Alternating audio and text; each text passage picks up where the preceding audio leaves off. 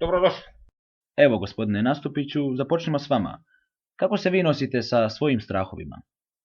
Pa nisam sklon nepotrebnom teatralizmu po ovom pitanju. Naši strahovi daleko su realniji od banalnosti koje ste nabrojali. Djeci u Mostaru govore čuvaj se visokog predstavnika i kad digitron nosi. A da ne kažem sad kako se poplašim kad me dijete upita tata, zašto mi nismo konstitutivan narod? Zašto mene maju izvijaju u uticu? Ne znam šta bih djetetu rekao.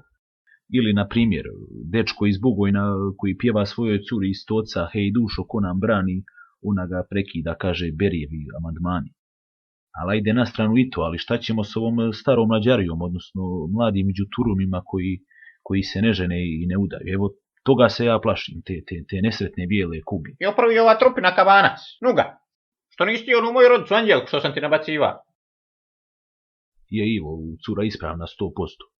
To nema. Zdrava, temeljita, stabilna. Evo imam papire od nje i sve ostalo. Hoće učinit, nije vele prćena. Ma šta ti? Kako te nije stid čuko jedan, nije nigda kreća na unju. Čista ko mliko iz majke. Molim vas da me zaštitite od ovih ljudi. Ustanite u obranu mojega digniteta. Gospodo, molim vas da zadržite ipak jednu dozu kulture. Evo, ne znam u čemu je problem.